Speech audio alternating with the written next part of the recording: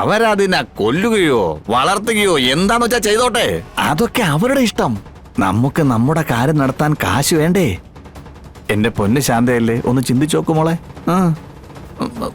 നോക്ക്, നീ ഇത് ചെയ്തേ പറ്റൂ പ്ലീസ്. എനിക്ക് എന്റെ മോൾക്ക് കൊടുക്കാൻ പറ്റുന്നില്ലല്ലോ.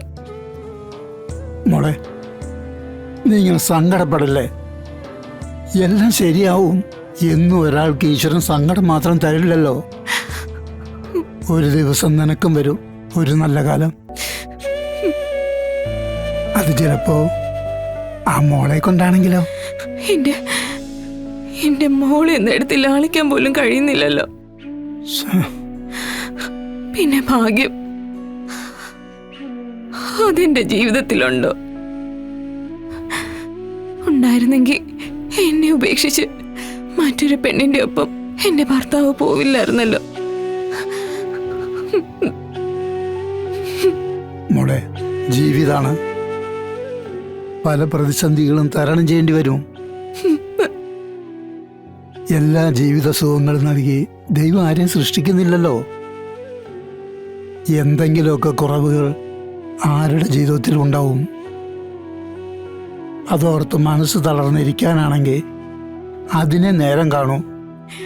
എനിക്ക് എന്റെ കാര്യങ്ങൾ നോക്കാനെങ്കിലും പറ്റണ്ടേ അച്ഛ?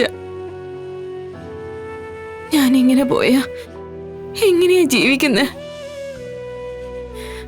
എല്ലാവർക്കും തിരക്കാം.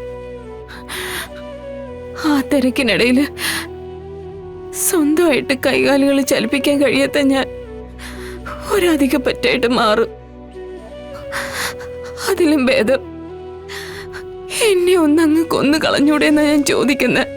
എന്താ ഇത്? ഡോക്ടറോട് എന്തെങ്കിലും ഒരു ഇഞ്ചക്ഷൻ തന്ന് എന്നെ അങ്ങ് കൊന്നേക്കാൻ പറ അച്ഛ.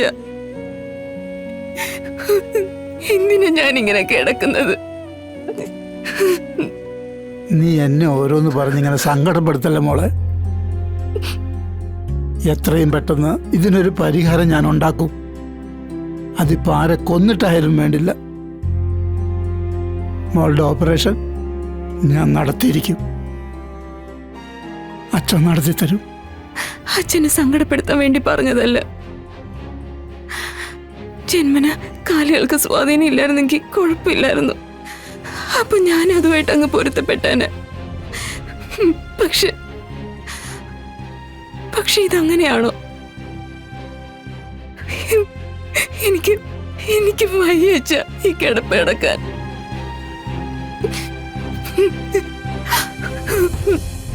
എന്റെ മോളെ എന്റെ ഇഷ്ടത്തിനൊന്ന് താലോലിക്കാൻ പോലും പറ്റുന്നില്ല.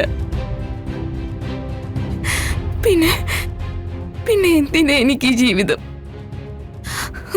എന്തിനാച്ച? മോളൊന്ന് സമാധാനപ്പെട്. നിന്റെ ഈ കണ്ണീരിന് ഫലമുണ്ടാകും. ഇല്ലെങ്കിൽ അച്ഛനുണ്ടാക്കും.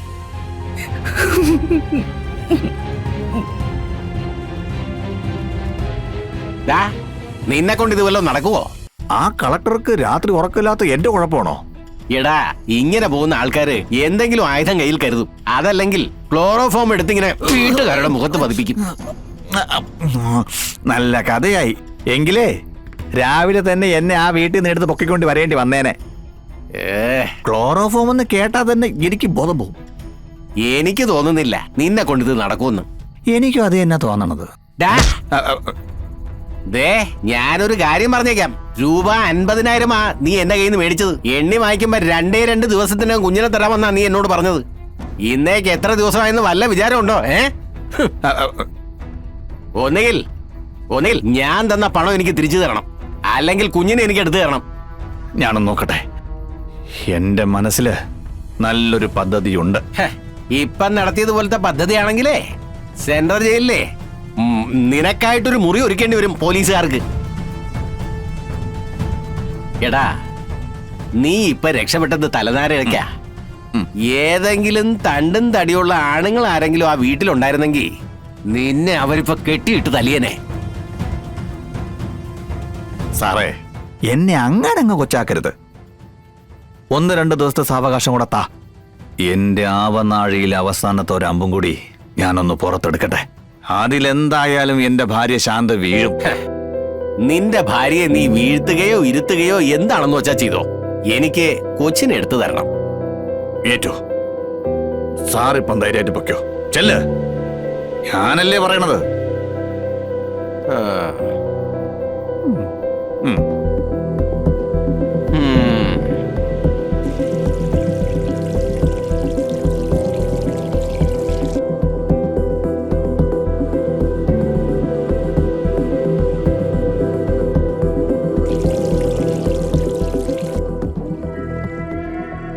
നല്ല പണിയിലാണ്. അഭിനയിച്ച് തകർക്കാൻ പറ്റിയ സമയം. അയ്യോ എനിക്ക് വയ്യേ. അയ്യോ ശാന്തേ, ഇടിക്ക് വാടി ശാന്തേ.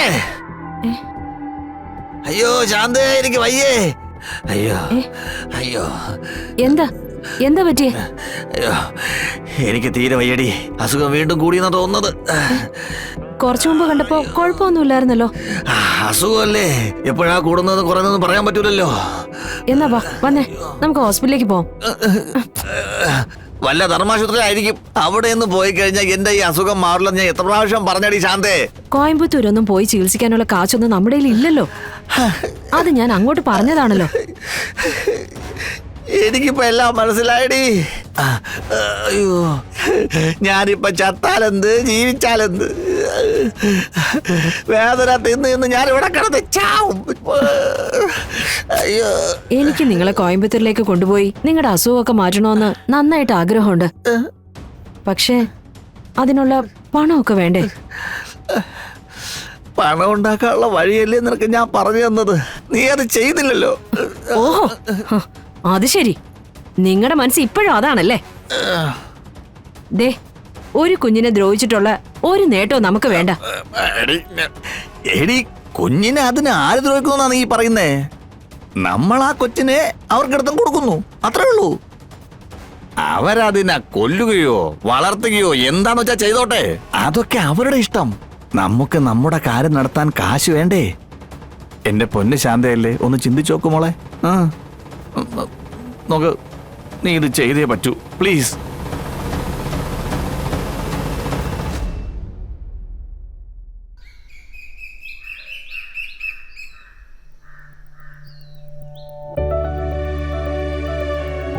എന്നാലും ആരായിരിക്കും വന്നത്? ഇന്നലെ ഏത് കളഞ്ഞ അമ്മ ഇവിടെ വന്നേ? അതറിയില്ല മോളെ. എന്തായാലും നമ്മൾ അന്വേഷിക്കും. കള്ളനെ പിടിക്കണ്ടേ? പിടിക്കണം. നമ്മള് പോലീസിനോട് പറഞ്ഞ അവര് പിടിക്കും. ഉം.